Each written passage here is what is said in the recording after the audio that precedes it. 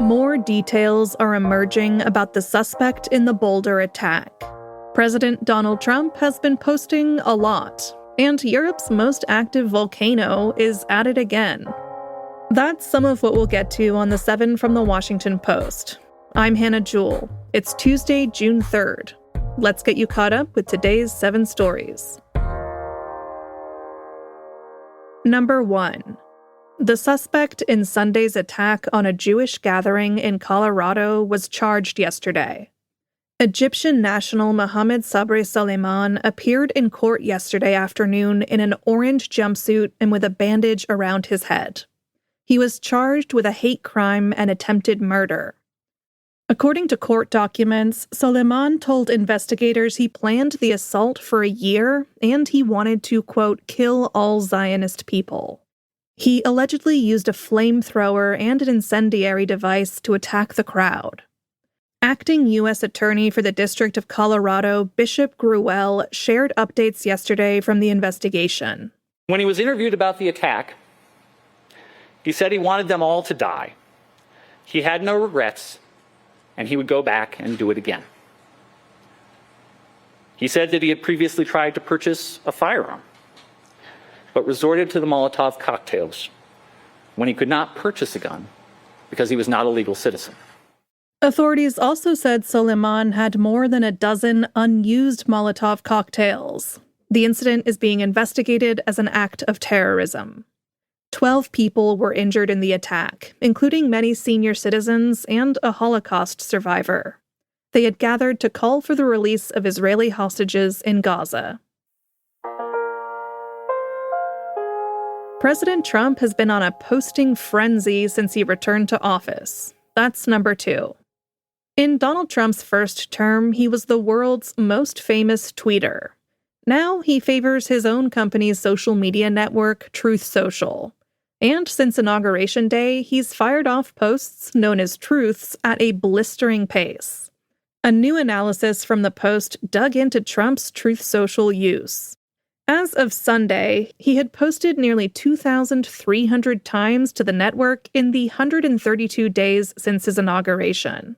That's more than 3 times the number of tweets he sent during the same period of his first term. He's not doing it alone. Trump has a team of aides who help him post throughout the day. On just one day in March, his Truth Social account pumped out 138 posts. The account has fewer than 10 million followers. That's a fraction of the 105 million he has on X. But that hasn't diminished his reach. An army of right-wing influencers amplify Trump's posts far and wide. Number 3. The acting head of FEMA said he didn't know the U.S. had a hurricane season. The Federal Emergency Management Agency is tasked with helping states and communities hit by weather-related disasters like hurricanes and wildfires. And it's about to be a busy time for the agency. Atlantic hurricane season began on Sunday. But that apparently came as a surprise to FEMA's acting head, David Richardson. Or at least that's what he said in a briefing to staff yesterday. Richardson reportedly told them that he was unaware the U.S. even had a hurricane season. A spokesperson for the Department of Homeland Security, which includes FEMA, said Richardson was just joking. But the comment has alarmed Democratic lawmakers. Some called for Richardson to be fired.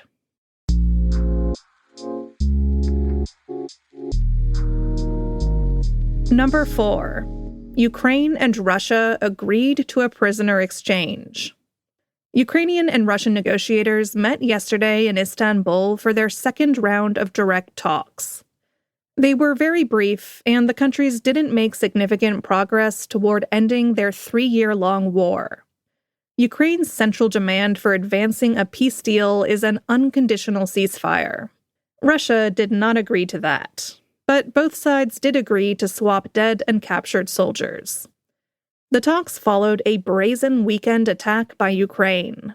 Drones smuggled into Russia targeted 4 air bases across the country, destroying many planes. The attack shocked Russia, and it lifted spirits in Ukraine.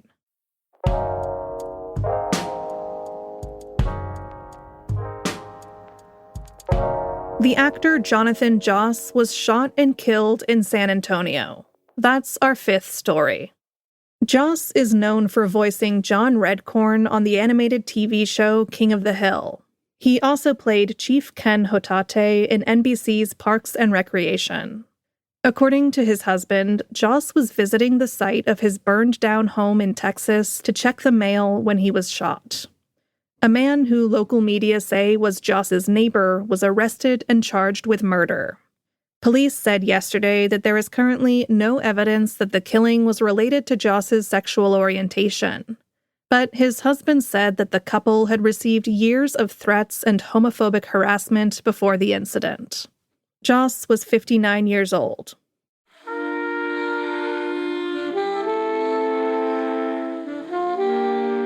Canadian wildfires are sending plumes of smoke into the U.S. That's number 6. Dozens of wildfires are burning across Canada. At least 25,000 people were evacuated from 3 Canadian provinces as of the weekend. Manitoba alone accounted for 17,000 of the evacuations. And if you live in the U.S., you might have noticed one impact. Skies turned hazy with wildfire smoke as far south as Florida. It was particularly thick over portions of the Midwest, holding temperatures down despite sunshine. With time, building high pressure in the east should push the smoke's trajectory back to the north and over Canada. If the smoke is affecting you, make sure you take precautions. Wildfire smoke contains hazardous pollutants that include toxic gases and particulate matter. In our newsletter today, you'll find some great tips to protect yourself. Find that in our show notes. And at number 7, Sicily's Mount Etna put on a fiery show yesterday. At around 11:24 a.m., surveillance cameras at Europe's most active volcano captured a pyroclastic flow. If you've seen the 1997 volcano action movie Dante's Peak, I don't need to tell you what that is. If you haven't, it's defined by the United States Geological Survey as a chaotic mixture of rock fragments, gas, and ash. It travels quickly and is typically hotter than 1,500 degrees Fahrenheit. The eruption was probably caused by part of the volcano's southeast crater collapsing.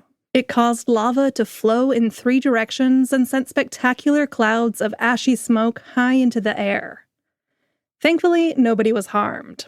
Video of the eruption shows people hurrying away from the billowing ash.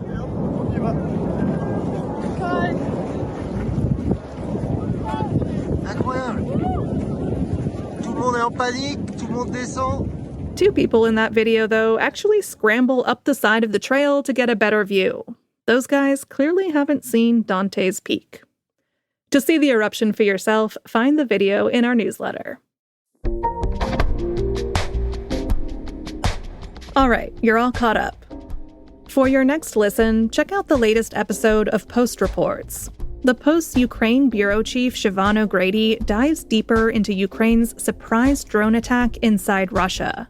She explains how Kyiv pulled it off and what it says about the state of the war between Ukraine and Russia. Find Post Reports wherever you listen to podcasts. I'm Hannah Jewell. I'll meet you back here tomorrow.